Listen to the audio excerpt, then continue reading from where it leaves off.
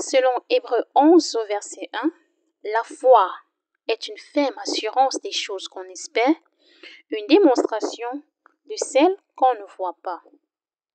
Bienvenue sur Lady Best Way, la chaîne des femmes libres, soumises et épanouies en Christ.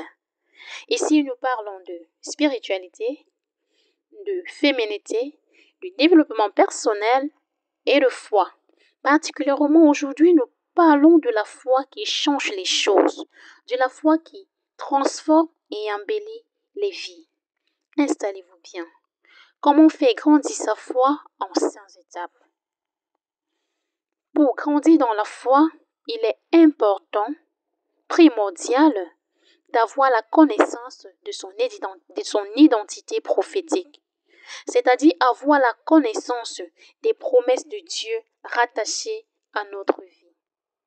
Lorsque vous avez pris connaissance de ce que Dieu veut pour votre vie, de ce que Dieu veut pour ce domaine dans lequel vous espérez un miracle, vous espérez une percée, vous espérez en fait quelque chose de Dieu, il serait important, deuxièmement, de chercher la connaissance biblique rattachée aux promesses de Dieu, rattachée aux choses pour lesquelles vous voulez avoir foi.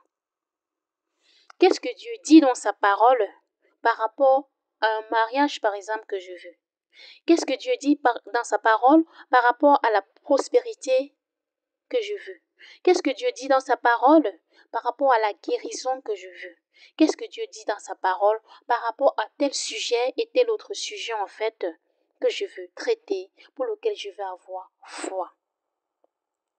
Lorsque vous avez cherché la parole biblique, maintenant, par le Saint-Esprit, dans l'intimité avec Dieu, vous pouvez avoir la révélation de la parole de Dieu, des paroles de Dieu, des versets, des chapitres, des livres qui parlent en fait de votre sujet. Ou encore, vous pouvez aller taper à Google. Qu'est-ce que la parole de Dieu dit? Qu'est-ce que la Bible dit en ce qui concerne le mariage, en ce qui concerne la prospérité, en ce qui concerne la guérison?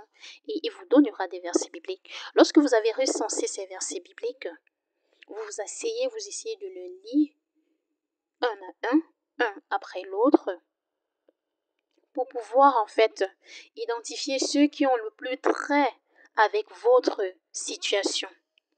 Troisièmement, vous devez méditer cette parole quotidiennement jusqu'à ce qu'elle infuse votre être intérieur, jusqu'à ce qu'elle prenne le contrôle de votre être intérieur, jusqu'à ce qu'elle prenne possession de votre être intérieur. Vous devez méditer cette parole. Cela vous donnera d'éliminer le doute en vous, de stabiliser votre personne à l'intérieur et d'avoir une pleine confiance en Dieu et en votre personne. Si je veux faire grandir ma foi, lorsque je parle par exemple dans Galates 3 au verset 7, il est écrit: reconnaissez donc que ce sont ceux qui ont la foi qui sont fils d'Abraham. Waouh! Là, je constate que si j'ai la foi, si je garde la foi, je suis fils, fille d'Abraham sous le soleil. Et maintenant, c'est quoi les filles d'Abraham? Dans Galates 3 au verset 29, il est écrit: et si vous êtes en Christ, vous êtes donc la postérité d'Abraham, héritier selon la promesse. Là, je comprends que si je suis fille d'Abraham, je suis héritière d'une promesse. C'est quoi la promesse? Vous voyez là où la foi peut m'amener? Vous voyez là où la recherche de la connaissance peut m'amener? C'est quoi cette promesse?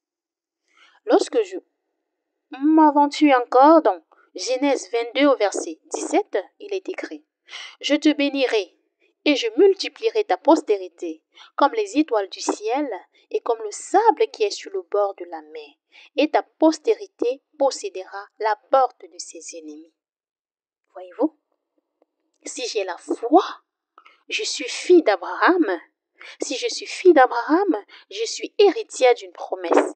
Si je suis héritière d'une promesse, je suis bénie.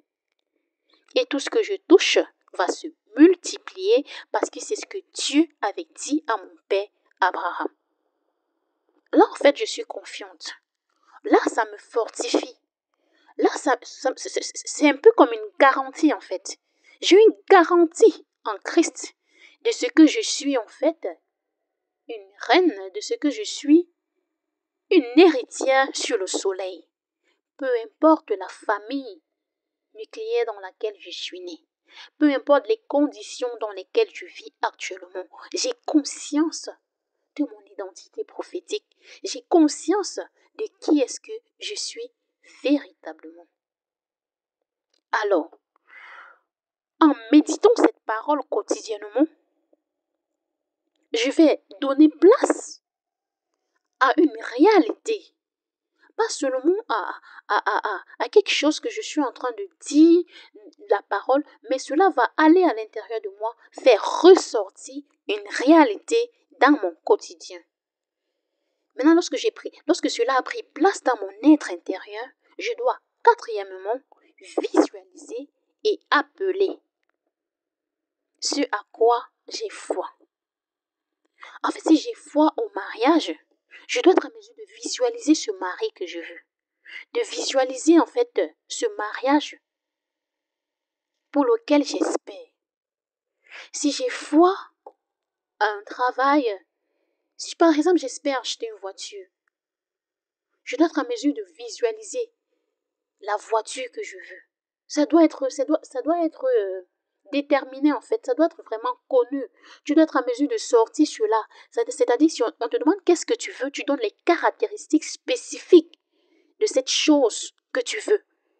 Ça doit être spécifique ce que tu veux. Lorsque tu veux garder la foi, tu dois visualiser de façon spécifique ce que tu veux et appeler. Appeler consistera à prendre des décrets dans ta vie quotidiennement. Déclarer, décréter des choses, les établir dans ta vie, même quand tu ne vois pas encore.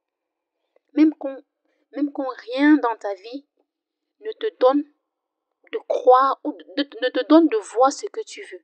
Mais plus que tu as conscience de ton identité prophétique, de qui est-ce que tu es vraiment, de par la parole de Dieu, tu déclares, tu appelles et progressivement, cette réalité prendra place dans ta vie. Cinquièmement, pour faire grandir sa foi, il faut persévérer dans la prière et les actions.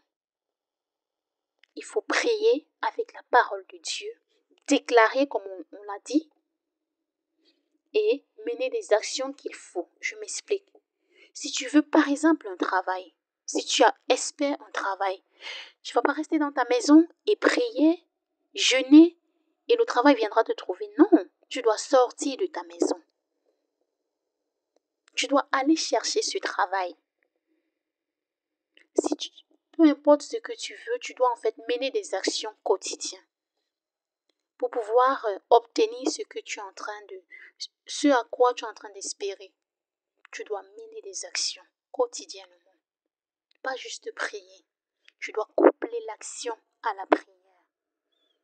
Et la puissance de Dieu fera des choses extraordinaires dans ta vie. Bien-aimé, ce contenu a apporté un plus dans ta vie. Ce contenu te donne de grandir dans ta foi en Christ, de grandir dans ta foi en tout ce que tu espères. Si ta confiance se déstabilisait, je t'apporte maintenant, je viens de te donner 5 secrets qui vont te donner de te restabiliser, de reprendre confiance en toi et en Dieu. Lâche un pouce bleu et active la cloche de notification car des belles choses arrivent encore sur Lady Best Way. Mes chers women, mes star ladies, il y a un seul chemin, une seule vérité et une seule vie. Jésus-Christ, je te prie d'associer la sagesse divine à tes actions et le lendemain aura soin de toi. Lady Best Way.